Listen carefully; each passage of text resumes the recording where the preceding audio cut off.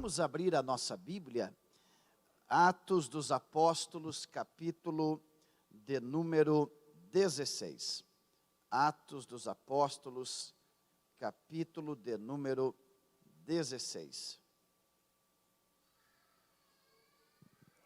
Eu vou fazer uma leitura um pouco mais extensa com os irmãos do que dos outros dias, mas é importante para nós entendermos o texto e logo após, se você puder, é claro, você vai estar assentado, mas com a Bíblia aberta, acompanhando.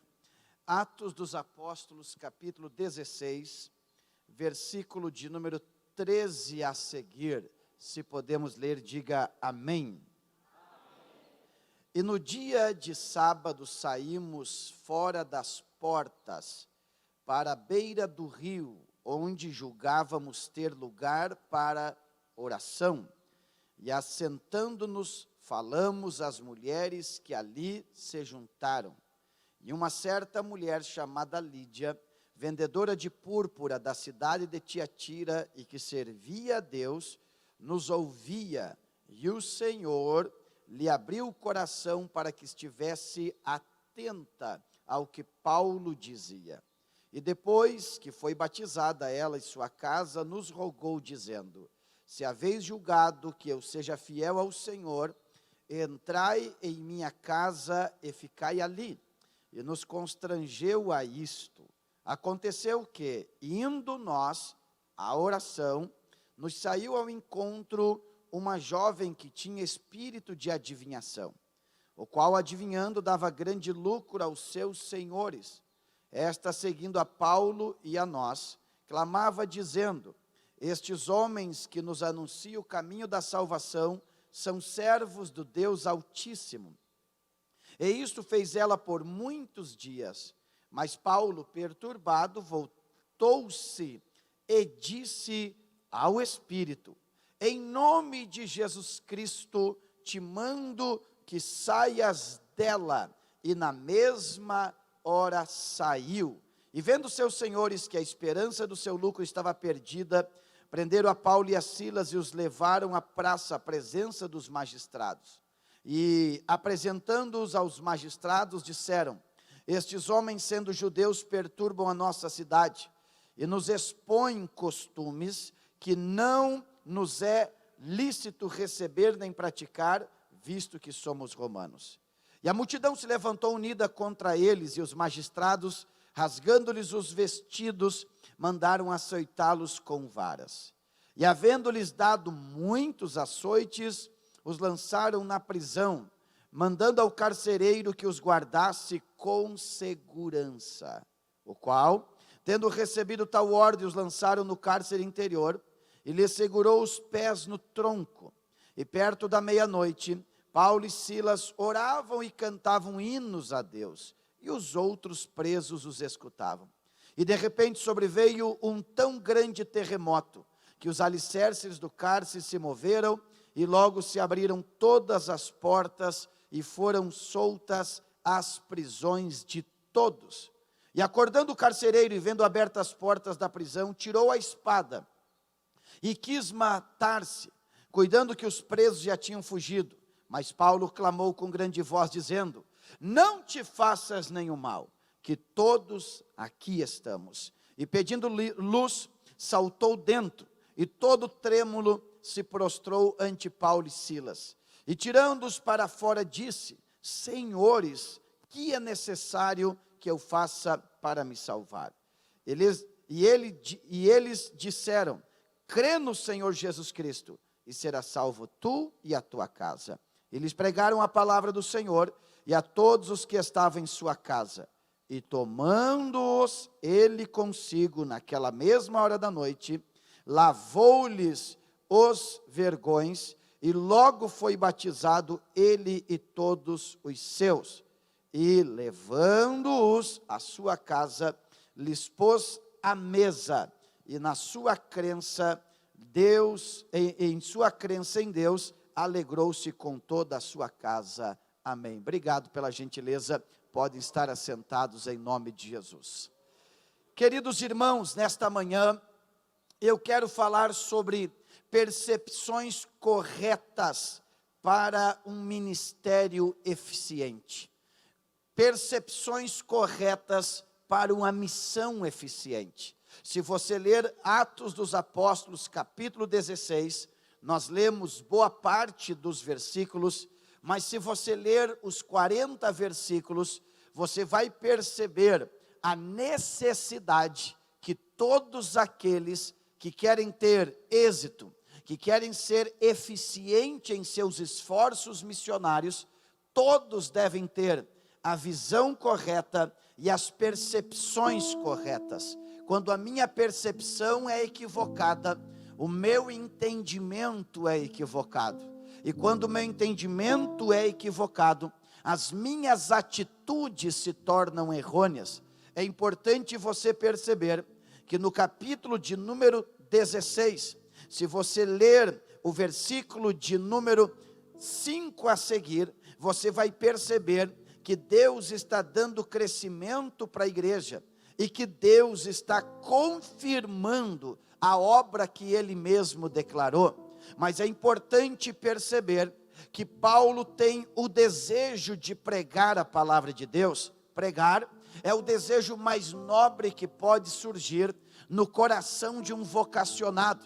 Mesmo esse sentimento sendo nobre, mesmo sendo uma tarefa esclarecida ao nosso coração, esta tarefa deve ser dirigida pelo Espírito Santo, porque o versículo de número 6 diz assim: e passando pela Frígia e pela província da Galácia, foram impedidos pelo Espírito Santo de anunciar a palavra na Ásia. Não obstante a pregação ser a nossa tarefa primeira, ela deve ser guiada pelo Espírito Santo, ainda que seja a proclamação. Se ela não for banhada pela graça e pela providência do Espírito Santo, será um esforço desnecessário, porque o texto diz que é Deus quem abre o coração daqueles que estão ouvindo a pregação. Está aqui no capítulo 16, que Deus abriu o coração de Lídia, e ela creu na pregação. É por isso que Paulo diz aos Efésios: orando por mim, para que me seja dada a palavra. Ele diz: orando por mim, para que a porta da palavra esteja aberta. Não é simplesmente falar, mas é falar na direção do Espírito Santo. Eles querem pregar, mas o Senhor diz: não é aqui, eu vou dar uma visão para vocês. E no capítulo 16, versículo 9, o texto diz assim: e Paulo de noite teve uma visão, em que se apresentou um varão da Macedônia e lhes rogou, dizendo: passa a Macedônia e ajuda-nos. E o versículo 10 diz: e logo depois desta visão, procuramos partir. Perceba que a verdadeira atitude após uma visão deve ser uma atitude de disposição. Nós vivemos um tempo em que pessoas alegam ter visões, elas conseguem ver muitas coisas, mas os seus olhos não são, na verdade, dirigidos por Deus, porque os seus pés não são impulsionados a ir. A maior demonstração de que a visão é de Deus, é que os nossos pés estão prontos para ir na direção que Deus revelou aos nossos olhos. Mas neste ir, eles vão enfrentar desafios, eles vão enfrentar problemas, e agora eles precisam ter as percepções corretas, para que este ministério se torne eficiente. Vocês leram, nós lemos, que eles saem para orar, e eles procuram um lugar, e neste lugar que eles vão orar, eles aproveitam para pregar. Enquanto pregam, Deus abre o coração de Lídia, ela creu de tal maneira que a generosidade e a hospitalidade já se manifestou. Ela constrange eles para que eles entrem em sua casa. Mas tem algo interessante acontecendo, que entre o ir e vir tem alguém. influenciada por espíritos malignos, fazendo uma declaração verdadeira. Mas nestas declarações, Paulo fica perturbado, porque o Espírito de Deus revela que ali tem um espírito de engano. Esta moça, ela era usada como adivinhadora. Alguém chegou a descrever que ela tinha 13 senhores sobre ela. Havia uma escala de lucros. Esta moça não tinha tempo para se alimentar. Esta moça não tinha tempo para convívio. Ela era simplesmente um objeto de uso para benefício de uma empresa de engano, que usufruía do seu talento dado pelo inimigo para gerar lucros para estes empresários da fé. Então Paulo é tomado por Deus e ele repreende este espírito. Ela é liberta. Quando ela é liberta, há um alvoroço naquele lugar. Vocês leram? Eles são presos por fazer o bem, presos por pregar a palavra, e lá na prisão eles sofrem. O texto diz que as costas deles estão com vergões, porque eles são açoitados, eles foram machucados, eles foram feridos, mas não deixaram de cumprir o seu propósito. Naquele interim, eles estão orando. Deus manda um terremoto e as cadeias se abrem.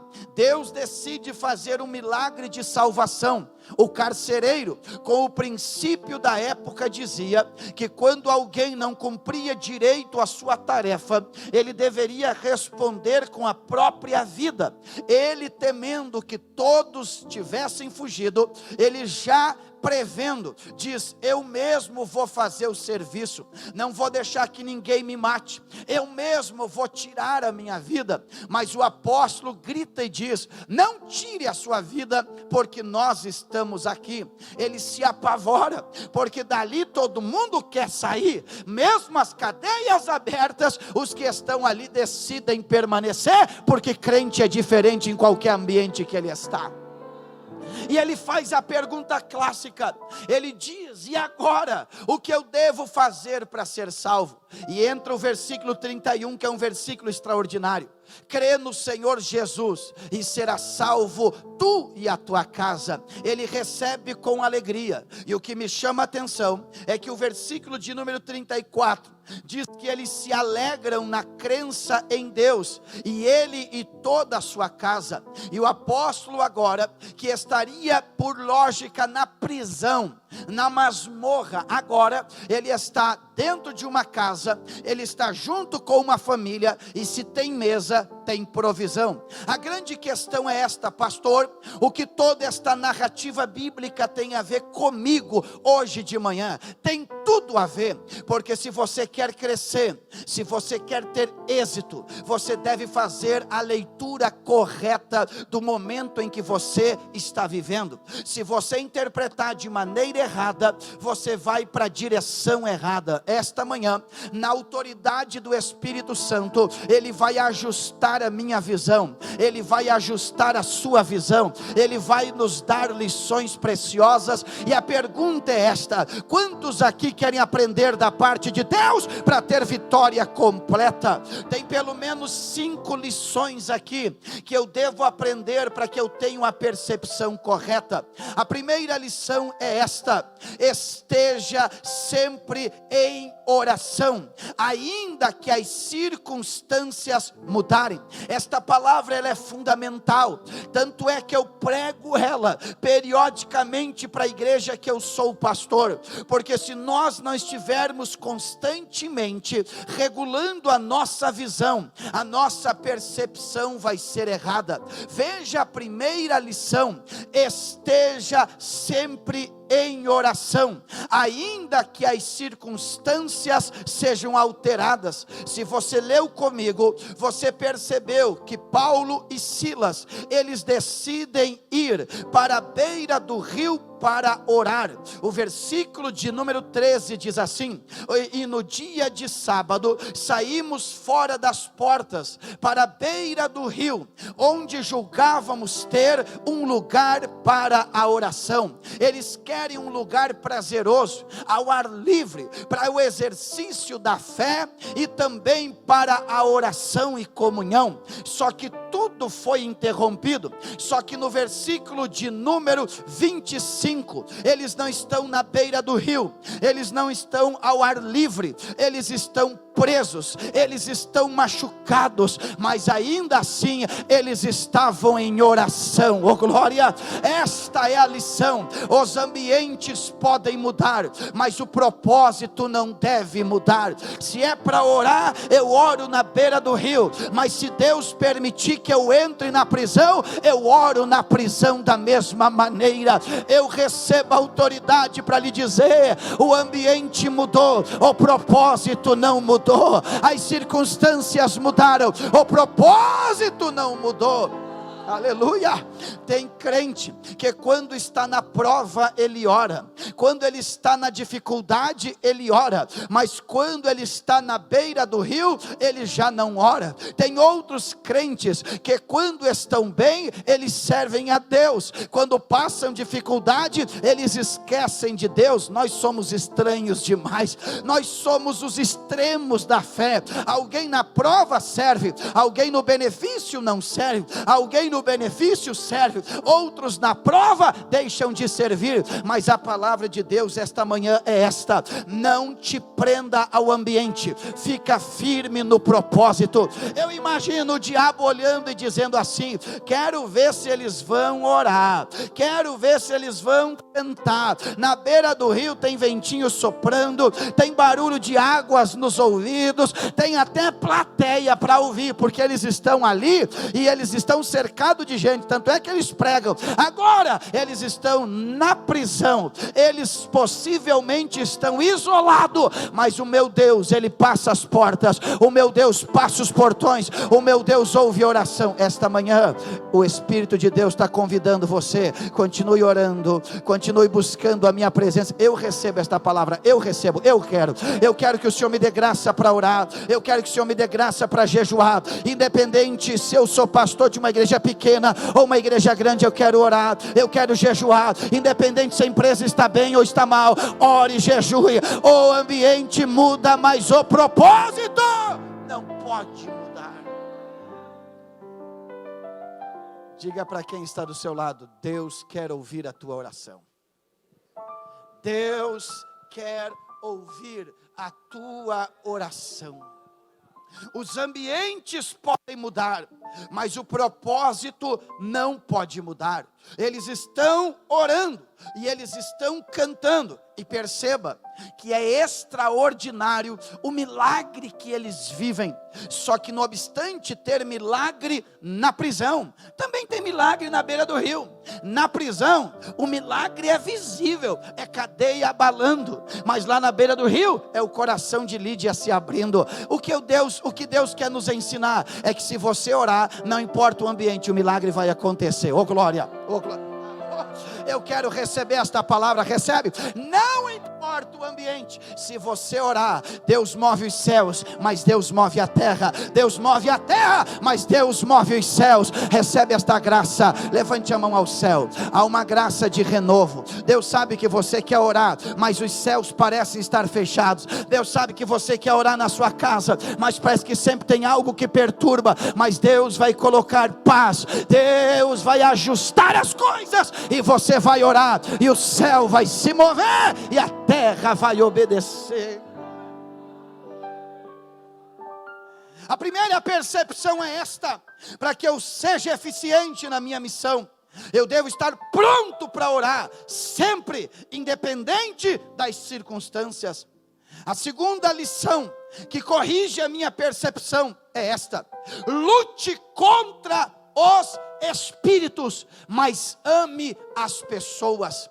Lute contra os espíritos, mas ame as pessoas. Perceba o que diz o versículo de número 18. O texto está dizendo que Paulo, ele está indo, seu companheiro está lhe acompanhando, mas na verdade ele está incomodado, porque todos os dias aquela moça sai atrás deles dizendo assim: estes são homens de Deus que anunciam o caminho da salvação. Eu imagino o temperamento de Paulo se perturbando, eu imagino Paulo se incomodando. E perceba, nós somos espirituais, mas somos emocionais.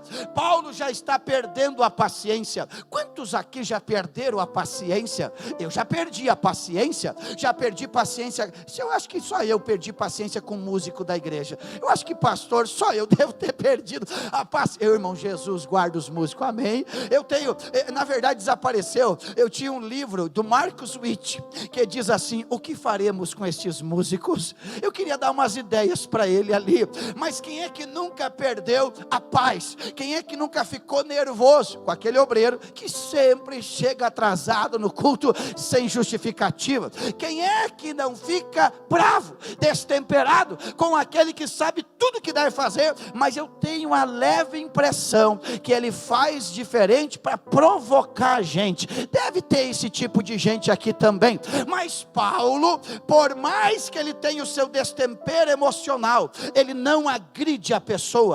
A Bíblia diz assim: e voltando-se, disse ao Espírito, ele disse assim: olha, demônio, esta mulher, esta moça fica, mas tu vai embora em nome de Jesus. Paulo está me dando uma lição, que a minha guerra não é contra as pessoas, independente do grau, do nível em que elas sejam usadas pelo diabo. Minha guerra não é contra o meu irmão e contra a minha irmã. É por isso que ele disse que a nossa guerra não é contra sangue e contra carne, mas é contra principados e potestades. Eu quero que você entenda uma coisa: você não vai vencer a batalha no nível natural, você vai vencer no nível espiritual. Não é jogando esta pessoa para lá, é dizendo: diabo sem vergonha, eu estou te vendo aí, mas eu te repreendo no nome que é sobre todo nome, o nome de Jesus. Sai, mas ela fica. Sai, mas ele fica. Esta manhã eu recebo autoridade para te dizer: a tua guerra não é contra o teu irmão, a tua guerra não é nem contra o teu vizinho, é contra o demônio que decidiu bagunçar lá na sua casa, lá na sua rua. Mas esta manhã Deus vai me revestir, e Deus vai te revestir de autoridade. Aleluia. A sua guerra não é contra o seu filho. Se você levar para o lado pessoal: ele não me ama, ele não me quer, ele verbalizou palavras que me machucam, você vai amargar na vida, você vai azedar na vida. A tua guerra não é contra ele, é contra o diabo que está influenciando ele. Tem horas, irmã, que a tua guerra parece que é contra o teu marido, mas não é contra o teu marido, é contra a opressão, a pressão diabólica que veio sobre a sua casa. Repreenda, Deus vai te dar graça. Nós temos que perceber isso. Pastor Lindomar, eu tenho a impressão que a igreja brasileira, pelo menos parte dela, gasta muito tempo brigando com ela mesmo e esquece que a nossa guerra é no mundo espiritual. Agora a pegada é a lacração. Eu vou usar uma expressão, me perdoa, é uma expressão do dia a dia. Agora a pegada é ter treta entre pregadores. Eles gastam energias batendo um no outro. Irmão, o reino de Deus é um mistério. Nem todo mundo é mão, nem todo mundo é pé. Aqui o pastor Lindomar prega do seu estilo, aí vem o pastor Marciano, por mais que eu eu me esforce a ser mais polido, como nosso amigo pastor Sandro Fontoura, o jeito dele, o meu jeito é o meu, só que todos nós estamos trabalhando debaixo da mesma unção, para a mesma direção.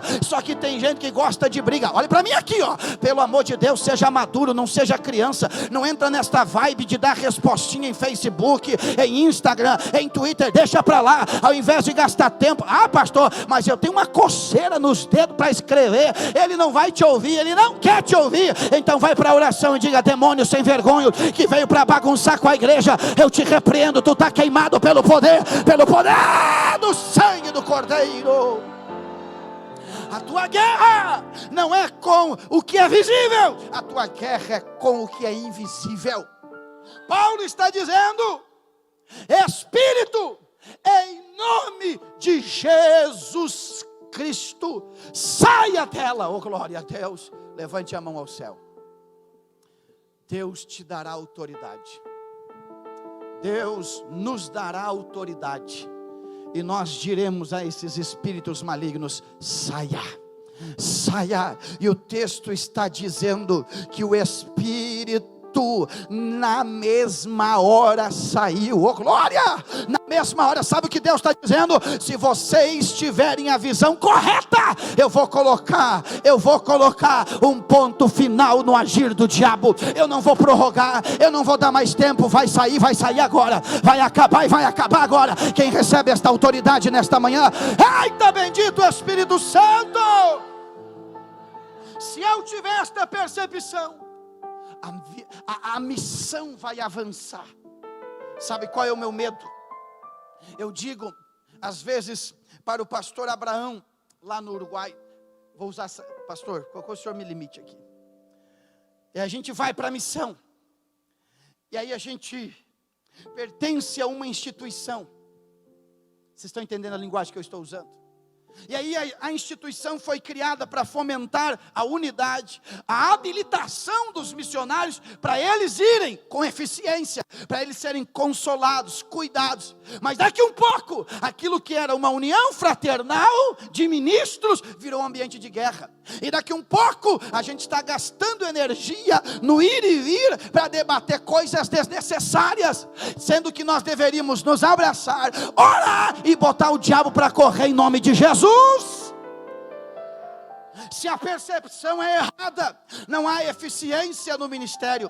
Mas se a percepção é correta, se a leitura é correta e certeira, então haverá sucesso, haverá êxito nisso. A terceira lição que esse texto vai nos ensinar, para corrigir a nossa percepção, é que a mensagem dos teus lábios pode transformar uma família inteira. A mensagem dos teus lábios pode transformar uma família inteira. Perceba o que diz o versículo de número 30. E tirando-os para fora disse: senhores, que é necessário que eu faça para me salvar? Olha a mensagem, a mensagem não foi, sai de lá e vem para cá. A mensagem não foi, não anda com fulano, anda comigo. Não, a mensagem foi esta: crê no Senhor Jesus e será salvo tu e a tua casa. Oh glória! Se nós soubéssemos a importância das nossas palavras, nós cuidaríamos mais o que falamos, o que declaramos, o que profetizamos. Até porque a Bíblia diz que em parte falamos e em parte profetizamos. A Bíblia é tão radical, mas tão radical no que diz respeito ao poder da língua, que Paulo, quando escreve aos Efésios, lembremos-nos que Efésios capítulo 3 e Efésios capítulo 4 e Efésios capítulo 5 é o fruto do enchimento do Espírito e do novo nascimento. Ele diz assim: não saia da vossa boca nenhuma, repete comigo, nenhuma palavra torpe, repete comigo, mas somente aquilo que produz edificação. Paulo está dizendo: se vocês soubessem a importância das palavras que vocês proferem, vocês falariam menos e falariam na direção do Espírito Santo. Há um versículo que diz assim lá no livro de Números que me chama a atenção. Está bem assim: como tu falastes ao meu ouvido, eu, Senhor, farei contigo. Como tu falastes ao meu ouvido, eu, Senhor, farei contigo. É aquela velha historinha que os antigos diziam para nós no Rio Grande do Sul: cuida o que tu está falando, vai que o anjo diz amém, vai que o anjo diz amém. Quem sabe a percepção é errada, mas o conceito está certo. Vai que o céu diz amém para aquilo que você está falando. Já que você está correndo o risco do céu dizer amém, aproveita e libera a palavra de salvação, libera a palavra profética. Ai Jesus, Ezequiel, o que é que tu está vendo? Estou vendo um vale de ossos secos, sequíssimos na verdade, e tu acha que podem reviver? E aí ele diz: ó, Senhor, o negócio é contigo, tu que sabe. E Deus disse: não é comigo, está na tua boca o poder da ressurreição. Então profetiza profetiza, recebe esta palavra. Tu vai voltar para casa profetizando. A tua palavra pode salvar uma família. Não olha para o teu filho e diz: isso aí é maconheiro mesmo. Não, não, não, não. Diga: é profeta. Deus vai levantar, Deus vai restaurar. Ai, ai, ai, ai, ai. Não usa a palavra pejorativa para tua filha. Ela está meio desviadinha, tá meio livianinha, tá fazendo umas besteiras, mas profetiza, diz: está errado, mas Deus vai pegar, vai sacudir, vai transformar, vai encher do Espírito Santo, vai fazer dela uma profetisa na terra. Quem recebe esta palavra, profetiza. Oh glória, aleluia ou não aleluia? Diz para quem está do teu lado: te prepara, porque Deus vai usar as tuas palavras.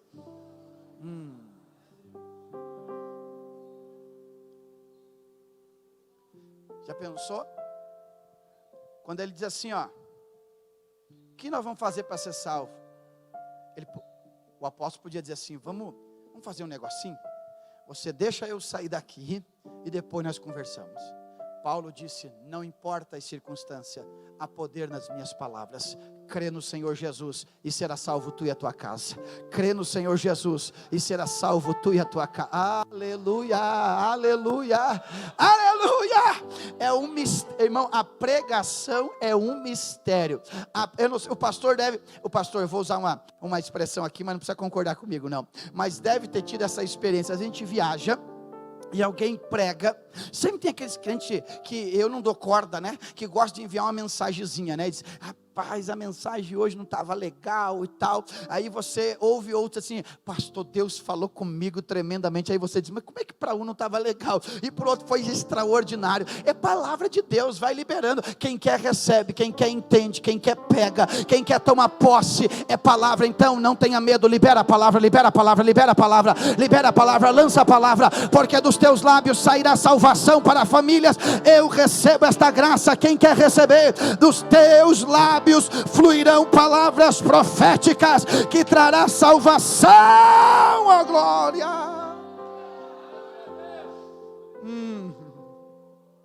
Que forte isso aqui. A quarta percepção que eu devo ter, preste atenção agora. Preste atenção agora. A quarta percepção é esta: supere as tuas feridas e cumpra a tua missão. Oh glória. Supere as tuas feridas e cumpra a tua missão. O texto diz assim, que eles foram açoitados. Versículo 33 diz que haviam vergões nas suas costas, sinais dos açoites. Na verdade, havia nas costas deles as marcas da maldade do outro. Ele poderia se fechar nas próprias feridas.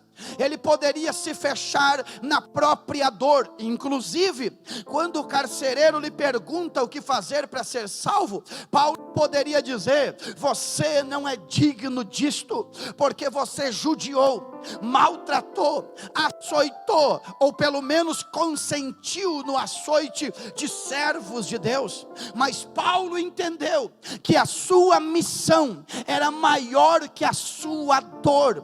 Paulo entendeu que a sua missão era maior que suas lágrimas. Paulo entendeu que a sua missão era maior que suas dores. Silas entendeu que a missão é maior que o sofrimento. Esta manhã, na autoridade do Espírito Santo, a voz do Espírito está dizendo: supere as tuas feridas e cumpra o teu ministério. Supere as tuas feridas e cumpra o teu ministério. Eu recebo a autoridade para dizer: chega, chega, já basta de ficar lamuriando, já basta de ficar nadando nas próprias lágrimas. É hora de você, com os olhos inchados e avermelhados, com as costas doídas, se levantar e dizer: eu vou cumprir o meu ministério, eu vou cumprir a minha chamada. Oh glória, oh glória, Levante a mão ao céu. Esta manhã, apesar dos apesares, Deus está dizendo: a chamada está de pé, o propósito está firmado, a vocação está ativada. Recebe do céu agora. Eu senti a graça de Deus aqui. Eu senti a graça de Deus aqui. Supere as tuas dores e cumpra o teu ministério.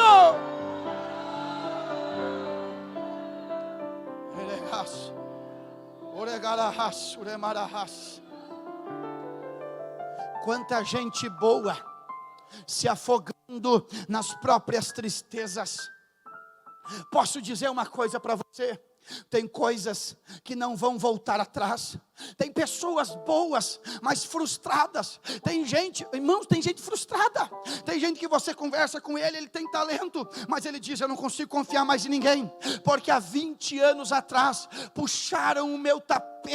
Irmãos, esta é a realidade da vida. Existe inveja, existem problemas, existem calúnias, comentários contrários. Não deveria, mas nós somos pecadores. Nós nos conhecemos, nós conhecemos as mazelas da nossa alma, as esquisitices do nosso caráter. E no ambiente que deveria ser santo, por horas o velho homem se levanta, mas não olha para isso não, meu filho. Se você se prender nas feridas, você vai ficar com autocomiseração, se sentindo pior, o mais coitado. Tu é maior do que isso. A tua dor é maior ou menor que o teu chamado? É menor, porque o teu chamado veio do céu, a tua dor veio da terra. Oh, glória.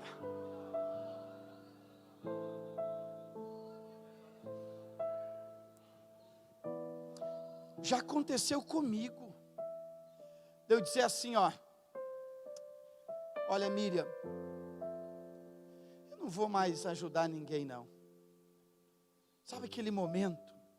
Miriam, chega. E a Miriam, se bobear, a Miriam diz: é verdade. Que mulher também, quando tira para ficar brava também. Aí no outro mês estou eu lá, recebendo mais um. Aí alguém diz: vai de novo. Não tem como, está aqui dentro. Deus falou comigo: eu preciso de Barnabés que acreditem em quem ninguém mais acredita. Você sabe o que é você pegar um obreiro esquecido, no menor povoado possível, com todas as suas limitações, você traz, dá dignidade, cuida nas suas condições. Daqui um pouco ele simplesmente vira as costas para você, sem ética, sem respeito. Partimos da ideia, quem sabe, que eu possa ter errado com o coração deles. Nós não somos irmãos? Não dá para se assentar, expor e dizer: vamos nos arrumar, porque o importante é a vocação, não são as dores. Mas daqui um pouco vai embora. É abraçado por outra igreja que não respeita o princípio nenhum. Não respeita, simplesmente recebe, já honra, já coloca lá. E daqui um pouco você abre a internet e aquele que deveria ser tratado, ele está numa página de honra. E daqui um pouco teu coração se fecha e você diz: não dá mais para fazer isso aqui.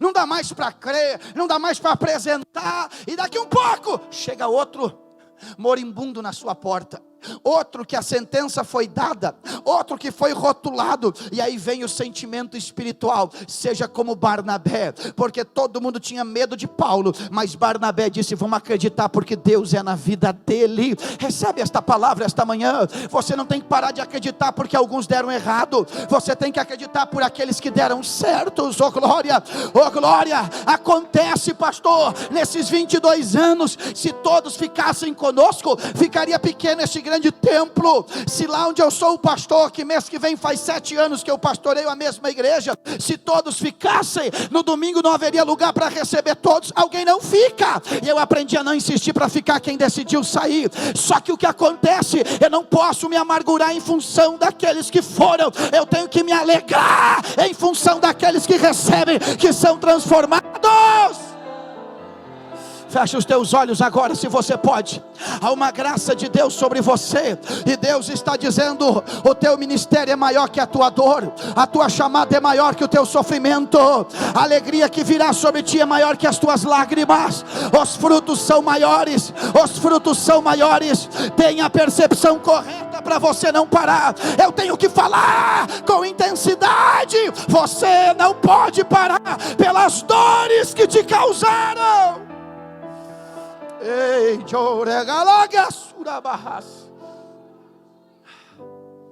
as dores, elas fazem parte do nosso ministério. E Paulo está dizendo, por meio deste ensino, que nós devemos superar a nossa dor e cumprir as nossas missões.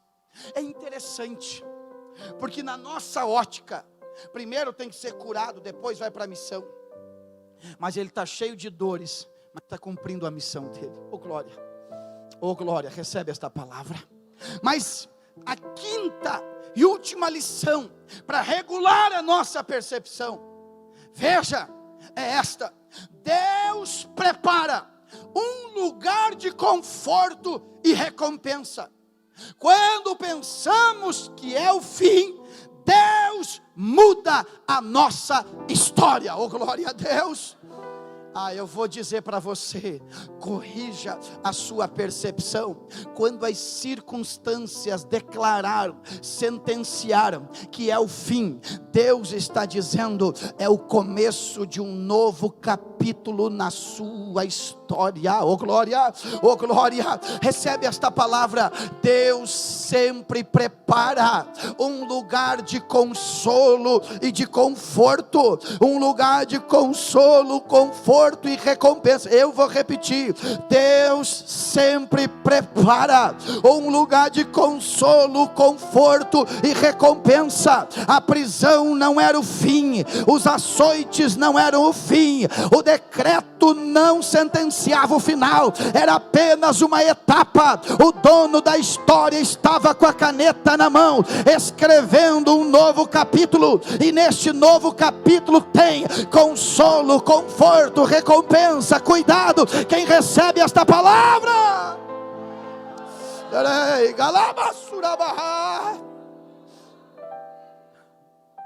Olha o que o texto, meu Deus, olha o que o texto diz. Eles estão no versículo 23, versículo 22, e a multidão levantou-se unida contra eles. Pastor Lindomar, quando tem um levante de 2 ou 3, já nos judia o coração. Agora imagine uma multidão se levantando. Não obstante a pressão psicológica, eles agrediram o corpo dos missionários. E diz o texto que rasgaram os seus vestidos, mostraram ali a vergonha dos nossos obreiros, e então mandá-los açoitar. E havendo-lhe dados muitos açoites, os lançaram na prisão, mandando o carcereiro que os guardasse com segurança. Perceba o cenário. Eles estão pela ótica humana, pela conduta social presos. Eles estão sem esperança lógica. Eles estão com as costas machucadas, as roupas estão rasgadas. Tudo indica que o final vai ser assim. Olhe para mim. Tudo indica que o final vai ser assim. Mas o versículo de número 33 diz: e tomando-os ele consigo. Agora eles não estão somente os dois, eles têm mais uma companhia. E além da companhia, a Bíblia diz no versículo de número 33, que as feridas começaram a ser lavadas. Oh glória! As feridas começaram a ser lavadas. Alguém já recebeu esta palavra? Deus está dizendo: não é o fim, não é o fim. Eu vou levantar gente para estar perto de ti, e as feridas vão começar a ser lavadas. Oh glória! Oh glória! Oh glória! Deus está dizendo: eu tenho um novo momento. A página vai virar, o capítulo vai virar. Quem recebe esta palavra nesta manhã, se você não entender, você vai se amargurar, mas se você entender, você vai caminhar dizendo: tem coisa boa vindo aí, tem um novo capítulo, tem uma nova parte, tem uma nova página. Eu quero ouvir quem celebra o Deus que está no domínio da história.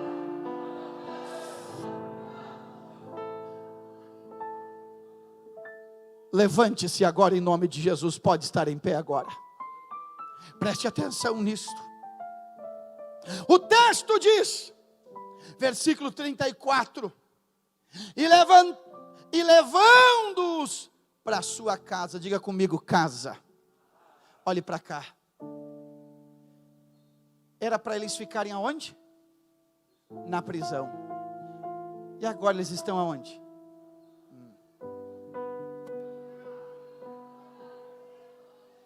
De novo, era para eles ficarem aonde?